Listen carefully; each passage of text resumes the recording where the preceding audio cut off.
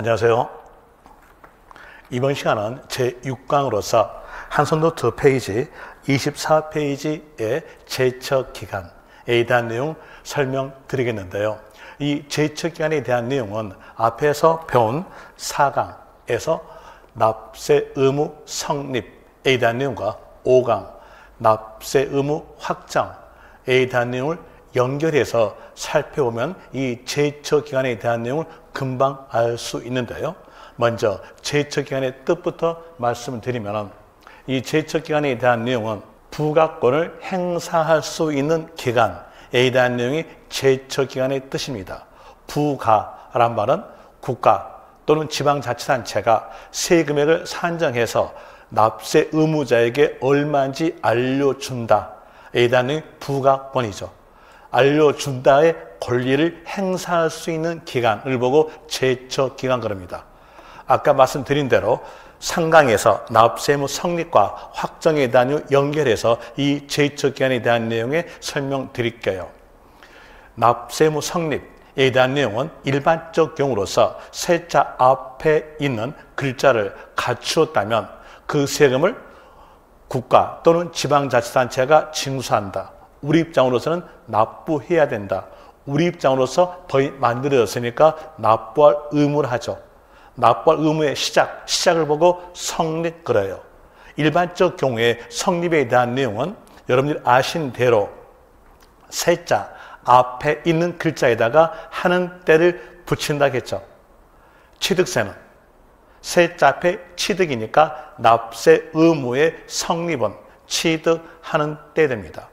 그럼 여기에서 볼 때 이때 시점에서 어떤 분이 토지를 취득하였다고 하였으면 적용되는 세금은 취득세가 적용이 되겠죠. 이 취득세의 납세 의무 성립에 대한 내용은 취득하는 때 됩니다. 취득하는 때에 납세 의무가 성립된다. 취득하는 때에 누가 무엇을 취득하였는지를 지자체가 몰라요. 취득하였을 때 납세 의무자가 누군지를, 취득자가 누군지를 모르죠. 모름으로써 지자체가 세금액은 산정할 수 있겠으나 그 납세 의무자를 모르기 때문에 알려줄 수가 없어요. 그래서 부가권을 납세 의무자에게 넘겨주면서 납세 의무자의 신고에 의해 세금액이 확정됩니다. 세금을 산정한다 이렇게 나오죠. 그러면서 이래 신고에 의해서 세금액이 확정되었으면 그 금액에 대해서 납부했을 때 납세 의무가 소멸된다.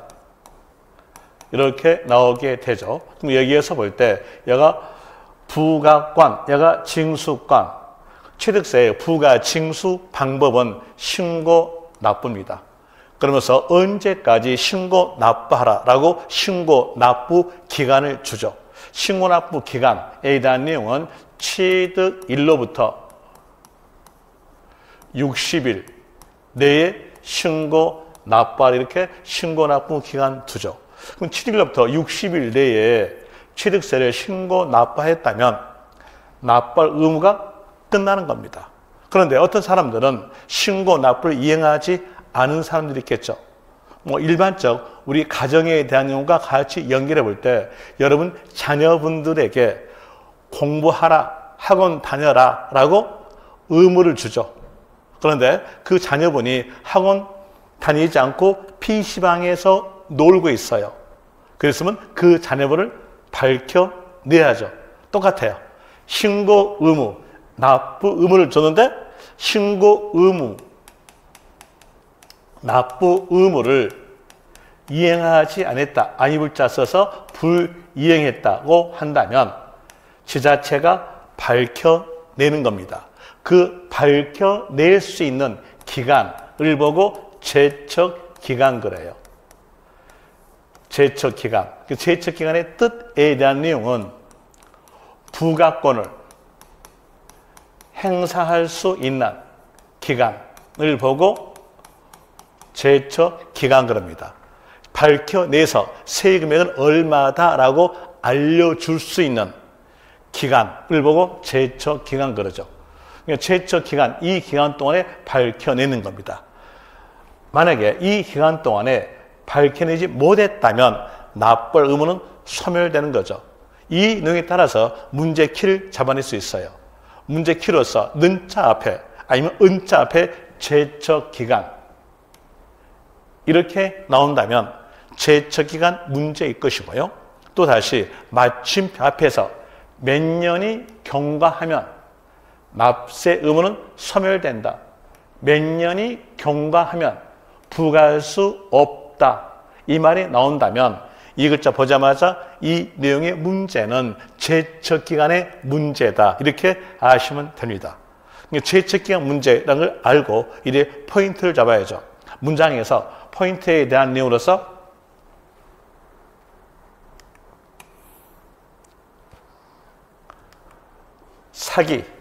사기란 말은 아시겠죠? 부정, 이 부정이란 말은 이중장부를 말합니다. 이중장부를 말하는데 시험에서는 부정의 뜻이 나오지 않아요. 용어 해설에 대한 내용들은 다 맞게 주든지 답으로 안 주고 있어요. 그래서 용어 해설에 대한 내용까지 알 필요 없고 우리는 포인트된 글자만 찾아내면 돼요. 제척기간 문제 쓸 때 부정이라는 단어가 있으면 이 부정 단어 보자마자 기간은 10년 하시면 돼요. 그리고 두 번째로서 과세표준 신고서를 제출하지 아니한 경우, 이 앞에 있는 과세표준 이 글자는 시험지에 맞게 적어지니까 거기까지 알 필요 없고 신고서를 제출하지 아니한 경우, 이게 포인트를 잡으세요. 무신고죠. 이때에 대해서 제척기간은요 7년. 7년이 경과하였으면 부과할 수 없다. 이렇게 나오죠. 그리고 과소신고 또는 종합부동산세, 재산세, 특히 기억할 거 종합부동산세, 재산세를 기억하세요. 종합부동산세, 재산세에서 제척기간에 대한 내용 5년 됩니다. 이걸 맞춤표 앞에서 종합부동산세, 재산세 나왔을 때 몇 년이 경과하면 부과할 수 없다 이렇게 했을 때 그때 몇 년은 5년 되겠죠. 5년이 경과했으면 부과할 수 없다 이렇게 나오게 되고요. 그리고 제척기간의 기산일, 부과권을 행사할 수 있는 기간의 시작한 날짜, 기산일에 대한 이유로서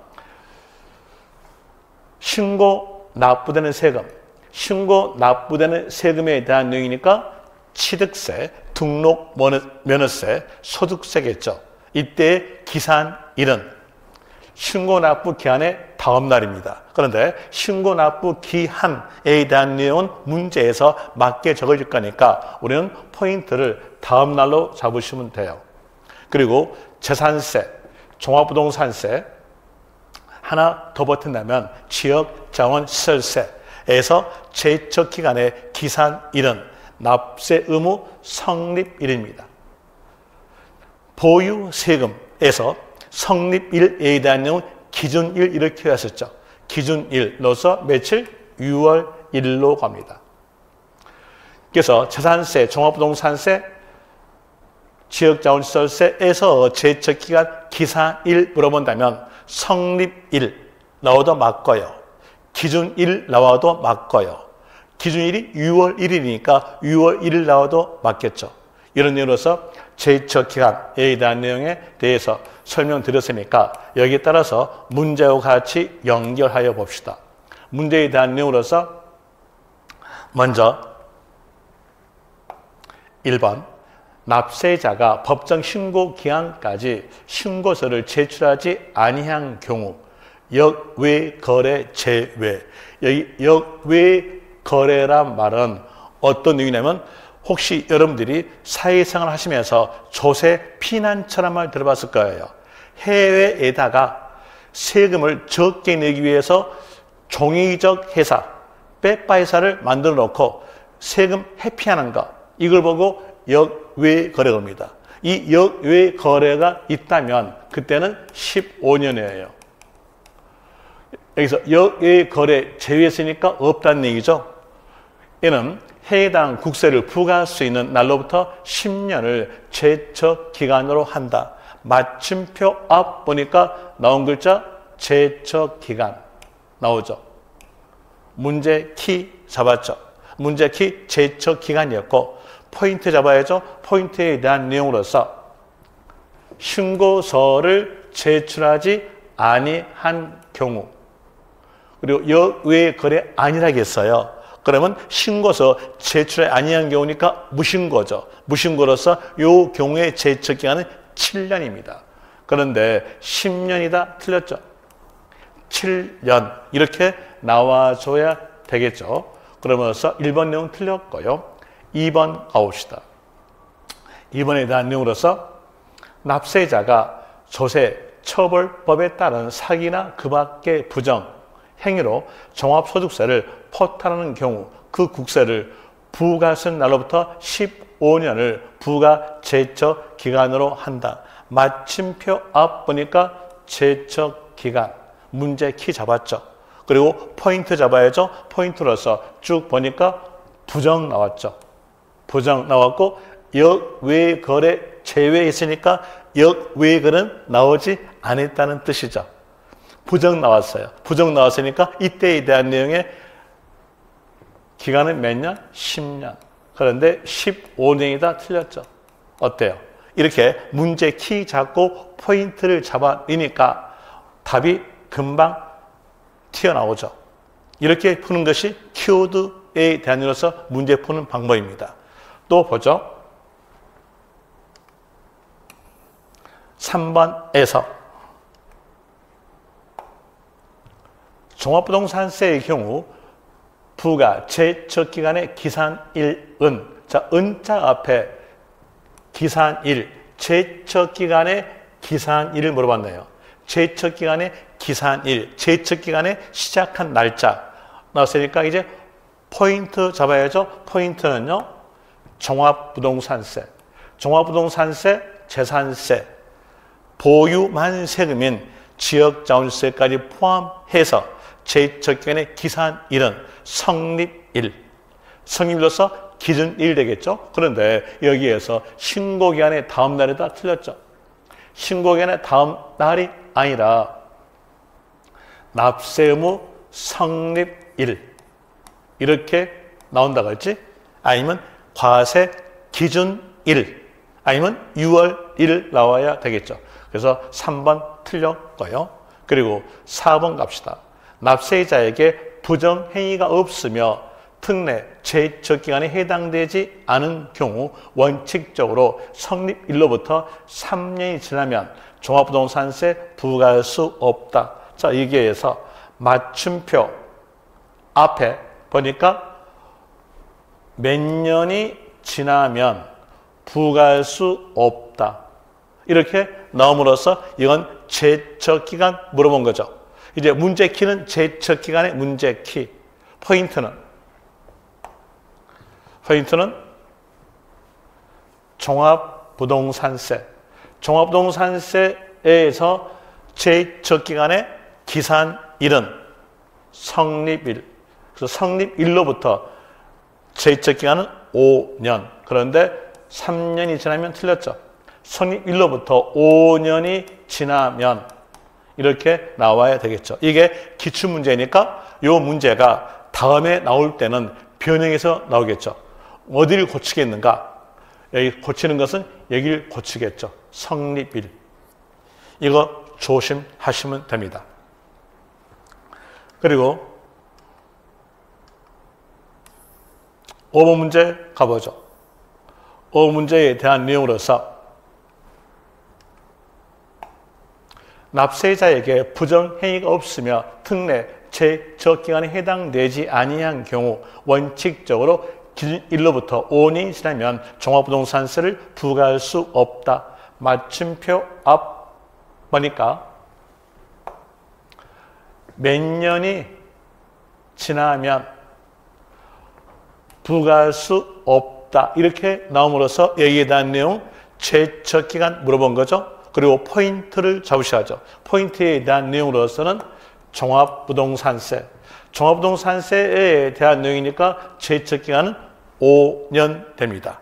또 종합부동산세의 제척기간의 기산일은 성립일, 성립일은 기준일, 기준은 6월 1일. 여기에서 성립일인 기준일로부터 5년이 지나면 종합부동산세 부과할 수 없다. 맞죠? 맞는 문장 내는 것이고, 그리고 다시 6번 문제 봅시다. 6번 문제에 대한 내용으로서 지방세법상 납세자가 법정 신고 기한까지 신고서를 제출하지 아니한 경우에 지방세 부과 제척 기간은 5년이다. 라는 내용으로서 여기에서 은자 앞에 제척 기간, 문제 키 잡았죠. 그리고 포인트 잡아내야죠. 포인트에 대한 내용으로서 신고서를 제출하지 아니한 경우 이렇게 나왔으니까 이때는요. 무신고에 대한 내용으로서 7년 되겠죠. 그런데 5년이다. 틀렸죠. 7년 이렇게 나와야 되는 겁니다. 자, 이런 내용으로서 제척기한에 대한 내용에 설명을 드렸고요. 그리고 다음 시간에서는